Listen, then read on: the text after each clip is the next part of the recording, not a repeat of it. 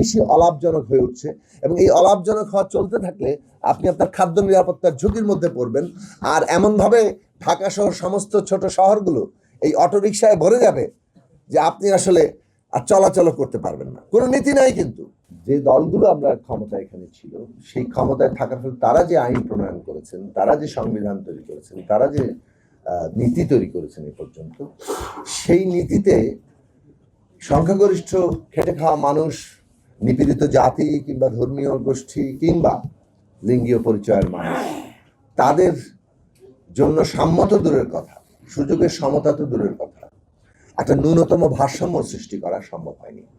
যার ফলে আমাদের দেশের আজকে যে এটা সম্ভব হয়েছে যে একটা পুরো অর্থনৈতিক ব্যবস্থা সেটা হচ্ছে লুটপাট নির্ভর, সেটা হচ্ছে ক্ষমতা নির্ভর, যে ক্ষমতা দিয়ে টাকা পয়সা ধন সম্পদ বানাতে হবে এবং এইটা সম্পদের বন্টনের এমন বিশাল পার্থক্য সৃষ্টি করবে যেখানে লাখো কোটিপতি থাকবে, অন্যদিকে আরেক দল 3 বেলা না খেয়ে থাকার অবস্থায় থাকবে অথবা তার সেটা নিয়ে চিন্তা করতে হবে। এই বাস্তবতা বাংলাদেশে তৈরি হয়েছে। এমনকি এই অভ্যুত্থানের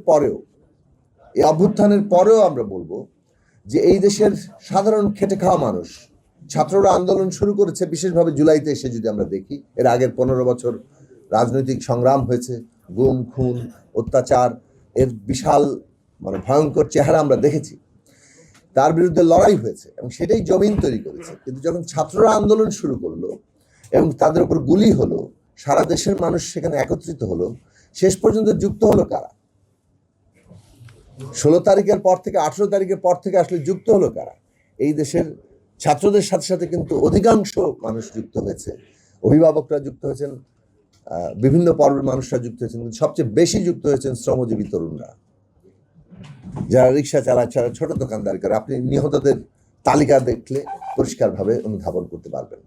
এই যে শ্রমজীবী তরুণরা যুক্ত হয়েছে, বিভিন্ন পেশার মানুষরা যুক্ত হয়েছে, যারা খেটে খাওয়া মানুষ, আন্দোলনের পরে তারা যখন তাদের দাবি দেওয়া নিয়ে হাজির হয়েছে, সেই দাবি দেওয়ার বিষয়ে কিন্তু সরকার খুব উন্নাসিক, অথবা তাদের সময় অনেক কম, তারা অনেক বড় কাজ নিয়ে ব্যস্ত। এখন এই যে বড় কাজটা জিনিসটা কি, এটা কিন্তু আপনার দৃষ্টিভঙ্গি এবং পলিটিক্যাল ডিসিশনের ব্যাপার। হ্যাঁ, আমরা অনেক লড়াই করছি যাতে ক্ষমতার ভারসাম্য সৃষ্টি হয় এবং এটা অনেক বেশি ইনক্লুসিভ হয়, একদল গোষ্ঠীর হাতে সমস্ত ক্ষমতা কেন্দ্রীভূত না হয়ে যায়।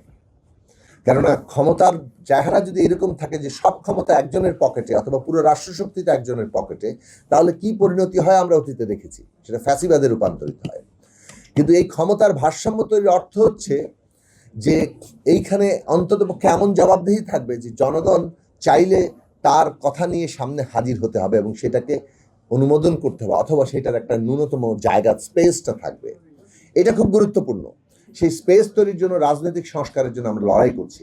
কিন্তু যদি দেখেন যে অর্থনীতির ক্ষেত্রে লুটপাট আর দুর্নীতি বহাল আছে, অথবা এমনভাবে নীতি নেওয়া হচ্ছে যে নীতিতে কেবলমাত্র বড় বড় প্রকল্প করাটাই অর্থনৈতিক উন্নয়ন, অথবা যাদের ধন সম্পদ আছে তাদের স্বার্থ রক্ষা করাটাই অর্থনৈতিক উন্নয়ন, যেটা এমনকি আমাদের মালিক শ্রেণীর অনেক সময় দৃষ্টিভঙ্গি হয়।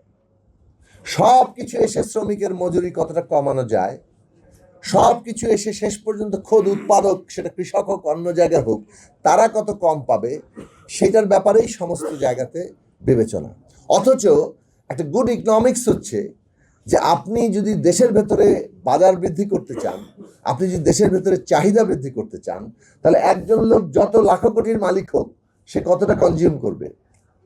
আর আপনি যদি গার্মেন্টস শ্রমিকের বেতন 5,000 বাড়ান, আপনি যদি খোদ কৃষকের কাছে তার ফসলের দামটা ন্যায্যভাবে পৌঁছে দেওয়ার ব্যবস্থা করেন, তাহলে তার যে ক্রয় ক্ষমতা বাড়ে, সারা দেশে তার যে বিরাট চাহিদা সৃষ্টি হয়, তার ভিত্তিতে যে শিল্প কলকারখানা উৎপাদন ক্ষেত্র তৈরি হয়, সেটা পুরো অর্থনীতির গতিকে যে দ্রুততম সময়ের মধ্যে বদলে দেয়, সেই নীতি আমরা প্রণয়ন করতে পারি না। আমরা 54 বছর পরও দাবি করতে হচ্ছে ইউনিয়ন পর্যায়ে কৃষকের ফসলের ক্রয় কেন্দ্র খোলেন, কৃষক যাতে না ঠকে। আজকে কৃষিকাজ ছেড়ে সবাই ওই যে অটো নিয়ে বেরিয়ে গেছে, আজকে কৃষকের ফসলের কাটার লোক পাওয়া যাচ্ছে না, তার দাম হয়ে যাচ্ছে অনেক বেশি, এবং সেইটা উৎপাদন খরচে এমন জায়গায় যাচ্ছে যে সরকার আবার ধানের দাম সেটা দিচ্ছে না। ফলে কৃষি অলাভজনক হয়ে উঠছে এবং এই অলাভজনক হওয়া চলতে থাকলে আপনি আপনার খাদ্য নিরাপত্তার ঝুঁকির মধ্যে পড়বেন। আর এমনভাবে ঢাকা সহ সমস্ত ছোট শহরগুলো এই অটোরিকশায় ভরে যাবে যে আপনি আসলে আর চলাচল করতে পারবেন না। কোনো নীতি নাই কিন্তু।